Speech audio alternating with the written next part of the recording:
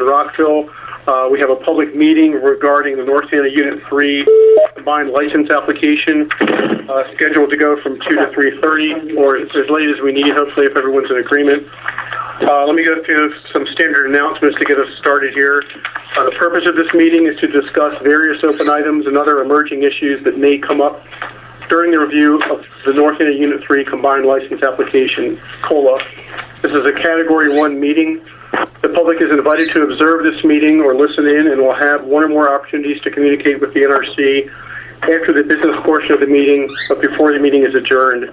And by today's schedule, public comments are set to go off at about 3:20 or so, but the schedules could change, so we'll play it by ear and we'll keep everybody in the loop.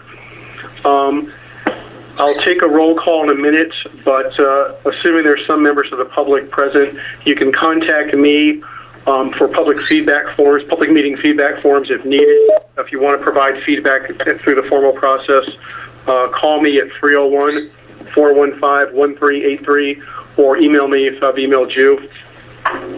And let me go around the room here, first of all, for introductions. Again, my name is Perry Buckberg. I'm a Senior Project Manager for the North Anna COLA.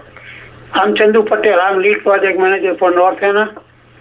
I'm Manas Chakraborty, Structural Engineering Branch. George Warren, Structural Engineering Branch. John Kloss, NRC. I'm a Project Manager for North Anna. Alice Stevie, Geologist on the 2.5.1 review. Vladimir Greiser, Seismologist. Okay, we have also some NRC guys online. Al, are you online? Yes, Al Tardif, Senior Security Specialist, looking at the Category 3 Special Nuclear Material Physical Protection. Answer? Anybody else from NRC besides Al? B&L was Joe Braverman and who? Jinso Mia. Thank you. Any members of the public online? David Martin. Okay. Anybody else from the public? Erica Gray from Henrico. Somebody just called in. Are you a member of the public or NRC? Hi, this is David Hines from GH. Okay, we'll get you. Mute on. Got David Martin and Erica Gray from the public, and we'll give the folks that are here supporting Dominion an opportunity to chime in and state your names. Ross, are you on the phone? Yes, Barry. I'll look to you later to get an email that lists all the people that you know were involved with the meeting. Certainly. So the onus is on you at this point. It's tough to write them all down, but please, in some order, state your name and who you're with. Absolutely. We'll start here at Innsbruck. This is Ross Milliken at Innsbruck. Monica Crabb, Innsbruck. John, this is Wade, Innsbruck. Michael Whitlock, Innsbruck. Ben Evans, Innsbruck. Tony Banks, Innsbruck. All right. Anyone else from Dominion on the line? I think I heard Barry. No. Yeah, he's driving, so. Certainly. Yeah, Barry, I'm in the car, so I'm gonna stay on mute, so it won't be so much noise. Appreciate that. Thanks. All right. Who's on the line from GEH? Reporting Dominion. Hello, this is Patricia Campbell with GEH, and Mike Brandon from DTE is in my office, too. Right. And who's on the line from Bethel supporting Dominion? Doug Kemp. James Altman. C.C. Chin. Nick Greger. All right. Anyone else supporting Dominion that hasn't introduced themselves? Yeah, bro, this is Dan Howard and the Ray Whitman at Floor. Lynn Vanderpool, Bethel. Anybody else on the line who has not introduced themselves, please do so. Yeah, this is Scott Linval from Lettuce Consultants. Chris Kemp from Lettuce Consultants. This is Tony Jackson from Duke Energy.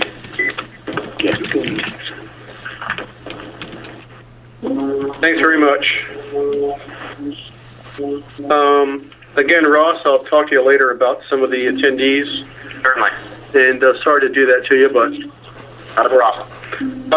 we agreed on an agenda. We'll move forward now.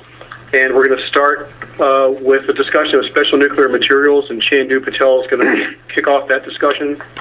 I guess the purpose of this today's call for discussing the special nuclear material is going to be at the high level, Wanda, and I'll turn over to Al Tardif. He's the main reviewer, and I'll try to keep it at the high level, and then we can talk about nuts and bolts later on. And please remember that this is a public call, so we might have to be a little careful about anything safeguard information, okay? Okay. Go ahead. Sorry. In looking at the 7367, as far as it was intended to be met by the applicant for Category 3, special nuclear material, in the fixed site regard, there's two guidance documents that we have out. And the first one is Regulatory Guide 5.59. Second is a Regulatory Information Summary, or RIS 2005-22. From review of the applicant's submission, it's not clear that the guidance documents have been utilized in composing their submission. Specifically, the general performance objectives are not explicitly lined out of how they would be met.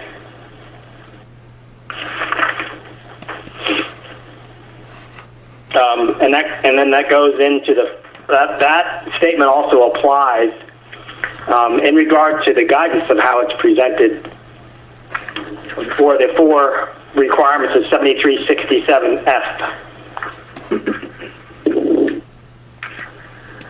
As you look towards transport, it appears that the applicant intends to use a licensed shipper. If that's the case, then all of the requirements of 7367G are the responsibility of that shipper to be met. In addition, it looks like only shipment of the fuel that's, say, broken to be sent back to the manufacturer is discussed. And there needs to be a discussion, the physical protection transport-wise, of fresh fuel coming to the site. Again, if that is going to be conducted by a licensed shipper, the applicant has no responsibility to meet those requirements, only to make arrangements with a licensed shipper to pick up those responsibilities.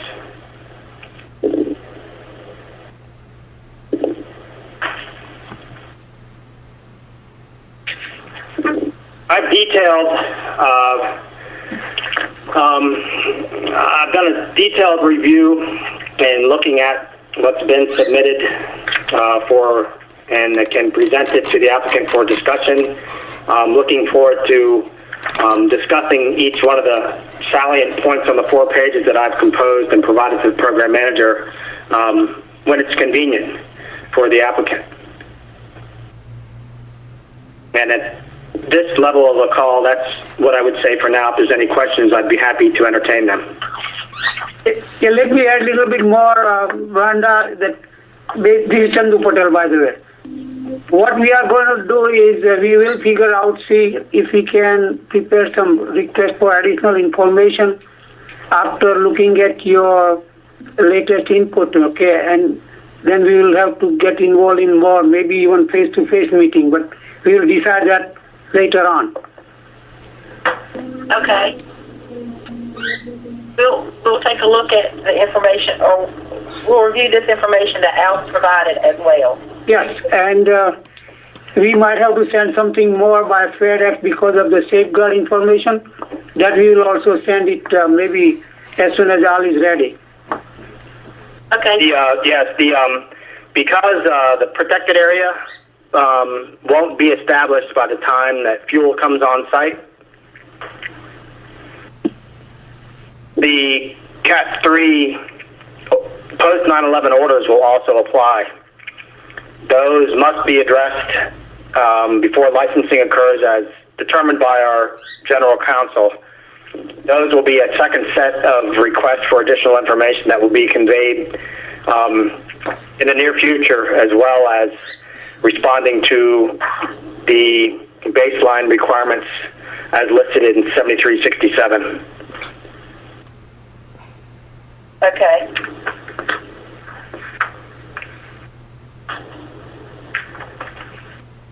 Is there any more question from Dominion? I don't have any questions. All right, I guess that's. Al, do you have anything more to add? No, just looking forward to further discussion and clarification. I look forward to explaining further what I think the applicant intends, and to get alignment on that, and explain to them the NRC expectation better by utilizing Reg Guide 5.59 and the RISC 2005-22 to supplement those discussions. Thank you. Thank you very much, Al. I guess if you like, you can drop out now. Okay, thank you very much. That ends the security area. Yeah, Al, you hold on for just a second. Since this... He's gone. Al, are you still there? No, he's gone. He really had to leave, didn't he? If there's any questions from the public regarding the special nuclear materials, yes. we'll take them in and get back to you. We intended to have had some questions then before he dropped off. We'll visit that issue later, though. I might be able to address. Are there any questions that Chandu could address from Erica or David? Well, this is Erica. Perry, well, I mean, I guess, yeah, I really am a little confused over what Dominion's not quite following. Can you give me a little more information on that? Yes. When it comes to the nuclear material? Okay. Basically, what it is like a regulation, okay, 7367, part 73.67, okay, basically they give all the details, but then we have regulatory guide, which is 5.59. Okay, so when the regulatory guide was developed in like 83, okay, I mean, pretty long time ago. Identify some of the things which regulatory guide did not provide enough guidance. So we sent information in like 2005 to all the applicants. At that time, Dominion was not even applicant for North NR3. So that's the guidance. We are saying that maybe we did not send it to them and Dominion did not. It seems like they did not include, but this all will be clear when we talk in detailed discussion. So basically it's a guidance document. They did not, it looked like they did not completely get all the I's are dotted and T's are crossed. Does that help? Well, I guess I'm going to have to go back and look at those documents in particular to get probably a better view of exactly what you mean, but I kind of understand. I guess my other question would be with the broken, I guess, rods or whatnot and the transportation of them. Yes. So is Dominion dealing with a licensed that's approved by the NRC for transport? Wait, okay, let me just explain to you that part, okay. See, because we want to make sure whenever this is the fuel rods, okay, basically the fuel, when they ship from the vendor to the site, and suppose if there's some problem with the fuel assembly, and they want to ship it back to the vendor. Mute off. Security arrangement and transportation arrangement, that's what we are talking about. Okay, so we haven't had the security before? We need to make sure that everything is planned. Right now, there's nothing. We need to make sure before we authorize them to receive this, right, we need to make sure they will have all the precautions. Okay, well, because obviously we've been shipping stuff for... Oh, but see, you are getting mixed up. This is North NR 3. You are talking about North NR 1 and 2, yes, they have everything. Oh, so they're not going to use the same people? No, it's a whole different application. We don't look at that way. Oh, okay. Thank you. You're welcome. Thanks, Chandu. Thanks, Erica. Okay, with that, we're going to move on to the seismic issues we want to discuss today. And The NRC sent some comments to Dominion regarding 5 of the recent REI response submittals, and we have 4 of those. We're going to Mute on. 373-1, these are REI question numbers. 371-8, 371-12, excuse me, three total. And we offer the comments, so if somebody from Dominion wants to initiate discussion on each of those 3 REIs, let's get into it now. Which one are those? 7? 3731, I think, is the first. 613. Whatever order. Let them. But whatever. They're going to tell us. I'll defer to Ross. Yeah, Perry, we're going to start with 373-1, and we'll have Dan Howard speaking on behalf of Dominion. Okay, thanks, Ross. This is Dan. Cut in real quick. Ross, you guys at Dominion are kind of quiet. I don't know if you need to move closer to the phone or something. Everyone else seems to be at a higher volume level than you. Good to know. We'll try to fix that. Thanks. Okay, sorry about that, Dan. That's all right. So as we understood, the comment was that the body of the response to the RAI mentioned seismic category 1 and 2, buried piping, conduits, and tunnels, but the markup to the SAR itself just mentioned seismic category 1. Right. And actually, the reason we did that, I guess, because we were basically following the scope of that section, and actually the title of that section is seismic category 1, buried piping, conduits, and tunnels. But the DCD already has in it statements that the seismic category 2 SSCs are designed to the same methodology. Right. That's in 3.7, the introduction to 3.7, and then it's repeated in this section itself in the 4th paragraph. So we didn't see that there was any reason to repeat that in the markup. There's no intent to do anything different. Why you don't want to do it in the markup? There wasn't really, Shandy, wasn't any reason we didn't do it specifically. It's just it didn't seem necessary because of the statement that's already there. It says, since seismic category 2 structures are designed to the same criteria as seismic category 1, I mean, it's already there, basically. Even in the markup? In the body of the same DCD section above this markup. So when you read them in context, to my mind, it's clear that it means both Category 1 and Category 2, which is what we were describing in the body of the response. Now, in the body of response, are you specifying Category 1?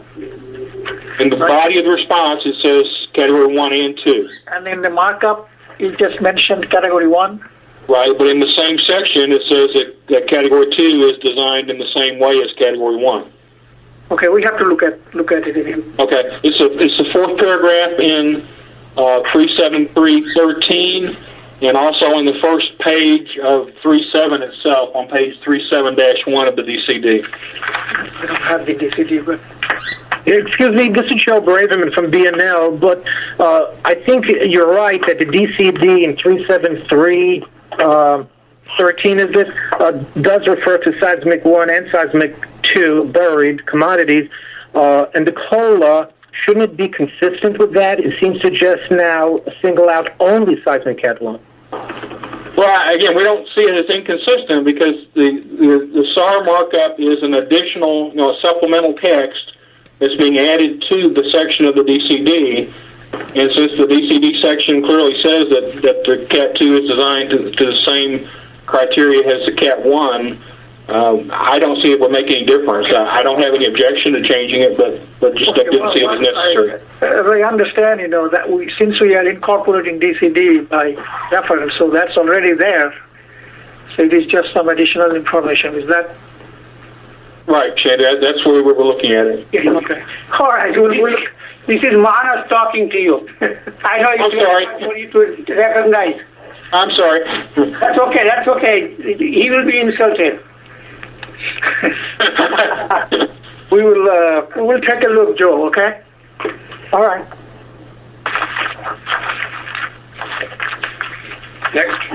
Next. 371-8, I assume? Yeah, Perry, that's correct. We'll move to 371-8, and Doug Kemp will be speaking on behalf of Dominion. I'm sorry, this is Joe Braverman again. I just happened to open 37313, and I think the reason this question still came up is because you're adding something to the COLA now, talking about the development of SSC FERS, and you're only discussing it within the context of Seismic Cat 1. But that sounds like you're limiting it only to Seismic Cat 1 to follow this approach. Yeah, I think that's not the intent, Al. Again, because of the entire section of the DCD is being incorporated by reference, and this is just being added to it, you have to read it, to my mind, you have to read it in context of that fourth paragraph, which says that all the Category 2 will be done to the same criteria as the Cat 1. I guess where we're coming from is to avoid potential misunderstandings and confusion. It would help if it was consistent.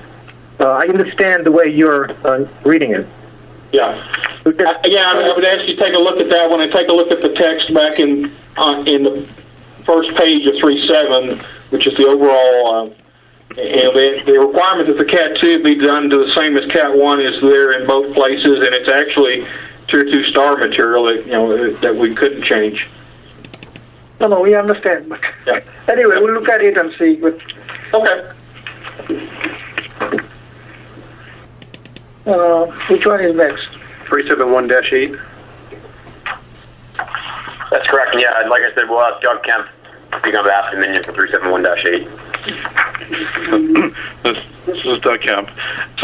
Basically, 371-8, the comment was regards to the response provided during an earlier public conference call back on the 10th of July, that there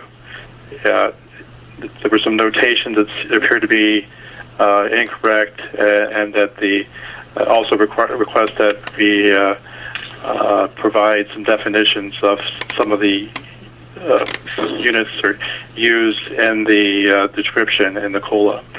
So we have, based on those comments, have created a revision to the RAI response, and that response is in, I guess, final processing by Dominion and should be received by the NRC shortly. But the specific page references on, I guess, page 6 of the response, as well as on page 3 of the markup, there have been corrections and clarifications added into the response that was previously provided. Thank you. We'll look forward to receiving the revised response and check it out when we get it. Okay. Everyone good with that? Yeah. 371-12. Yes, Barry, for 371-12, we'll have Nick Greger speaking on behalf of Dominion. Okay, thanks, Ross. Can everyone hear me okay? Am I loud enough? Quite. Yes, you are. Great. So let me just go through the questions that you guys sent to us. The first was how we computed our PSD, our power spectral density. So what we did is we took our spectrum-compatible time histories, and then we computed the FFT, and using the equation 1 of the one-sided power spectral density given in Appendix B of the SRP 371, we computed the PSD. One of the questions always is, what do you do for duration? Because you need to normalize by duration. So what we did in our calculation for what we presented is we took the 5 to 75 areas intensity, normalized areas intensity duration, but because we're taking the FFT, the entire time window, the entire time history, we did an extrapolation to get a little bit more consistent duration. In the sense, we extrapolated the 5 to 75 duration to a 0 to 100 duration. So what we ended up getting was a little bit longer duration than the 5 to 75 normalized duration. That's a little bit more consistent with the FFT that we did, which was of the entire time history window. Are there any questions with regards to how we calculate our PSD? Joe? Yes, this is James from BNL. I think when you perform the SFT, you should use the strong motion part only, not the entire time history. That's a choice, and that's something we've looked into since we received these questions and looked at how the PSD changes.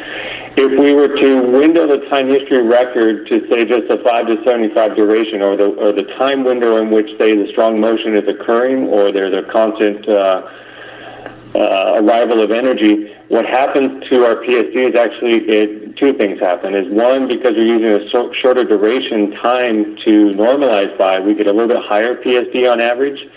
And then as well, one of the comments leading to this third point of your questions is it appears to you that there's a deficiency around 20 hertz. What actually ends up happening is it's, relatively speaking, an increase in the PSD as we presented out around 30 to 40 hertz. And when we window the time history such that it's only the 5 to 75 duration, say 8 seconds as opposed to 30 seconds, that high frequency increase out there at 30 to 40 hertz decreases, and the relative downturn in the PSD at the 20 hertz value actually comes up. And so what it does is it smooths out this sort of peak and valley that you've noticed and indicated on your comments. So if we were to go back and recompute the PSD based on a sort of more restricted time window and use the duration corresponding to that, what happens is it smooths out those peaks and valleys that you were concerned about later in our presentation of the PSDs. That actually is the correct observation, because the computation of the PSD really is just based on the strong motion part. We treat it as the stationary part. But the rising part and decaying part is really not the ones we're using in the equation. Okay.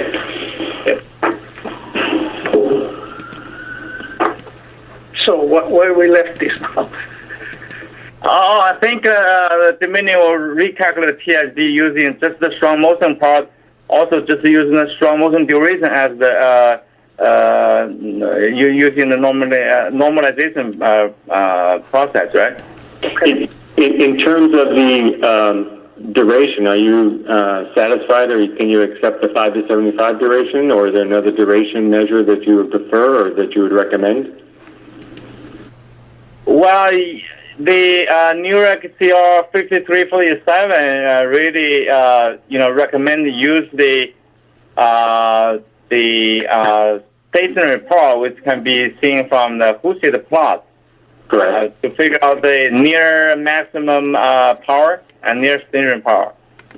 And I think 5 to 75% is just a simplified way to define the T, but I do want to confirm it is, the represent the near maximum, near stationary part.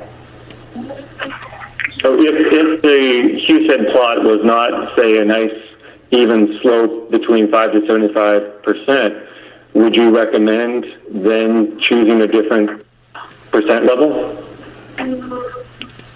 Yeah, that would be fine. The 5 to 75% is just a simple way to do it, but choose the relatively straight part of the from the Hussid plot is more appropriate to me.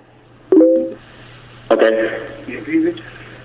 Just can you hang on? We are going to put you on mute, okay? Sure.